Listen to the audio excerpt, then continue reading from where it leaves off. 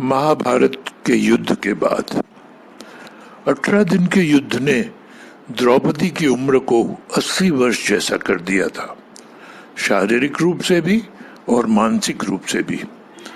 शहर में चारों तरफ विधवाओं का बाहुल्य था। पुरुष इक्का दुक्का ही दिखा पड़ता था। अनाथ बच्चे घूमते दिखाई पड़ते थे और उन सबकी वह महारानी द्रौपदी हस्तिनापुर के महल में निश्चेष्ट बैठी हुई शून्य को ताक रही थी। तभी श्री कृष्ण कक्ष में दाखिल होते हैं। द्रौपदी कृष्ण को देखते ही दौड़कर उनसे लिपट जाती है।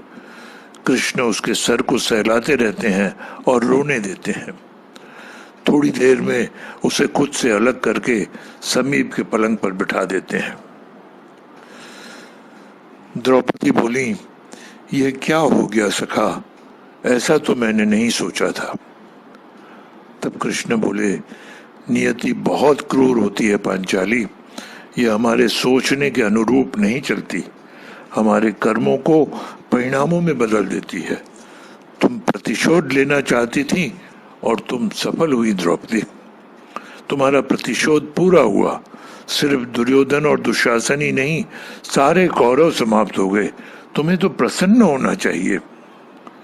सखा, तुम मेरे घावों को सहलाने आए हो या उन पर नमक छिड़कने के लिए?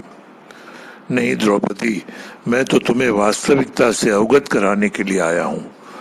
हमारे कर्मों के परिणाम को हम दूर दूर तक नहीं देख पाते हैं और जब वे समक्ष होते हैं तो हमारे हाथ में कुछ नहीं रहता।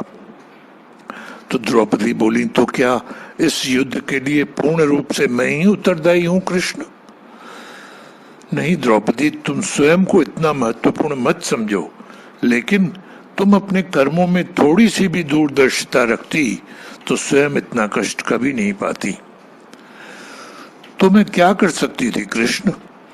कृष्ण बोले, जब तुम्हारा स्वयंवर हुआ तब तुम कर्ण को अपमानित नहीं करती और उसे प्रतियोगिता में भाग लेने का एक अवसर देती तो शायद परिणाम कुछ और होते। इसके बाद जब कुंती ने तुम्हें 5 पतियों की पत्नी बनने का आदेश दिया तब तुम उसे स्वीकार नहीं करती तो भी परिणाम कुछ और होते। और उसके बाद तुमने अपने महल में दुर्योधन को अपमानित किया, वह भी नहीं करती तो तुम्हारा चीर हरण नहीं होता, तब भी शायद परिस्थितियां कुछ और होती। हमारे शब्द भी हमारे कर्म होते हैं द्रौपदी, और हमें अपने हर शब्द को बोलने से पहले तोलना बहुत जरूरी होता है, अन्यथा उसके दुष्परिणाम स्वयं को ही नहीं अपने पूरे परिवेश को दुखी करते रहते हैं। संसार में केवल मनुष्य ही एकमात्र ऐसा प्राणी है जिसका जहर उसके दांतों में नहीं, शब्दों में है। इसीलिए शब्दों का प्रयोग सोच समझकर करिए। ऐसे शब्दों का प्रयोग करिए जिससे किसी की भावना को ठेस नहीं पहुंचे। इस सत्य को जीवन में अपनाएं और जीवन चरितार्थ करें। जय सिया राम।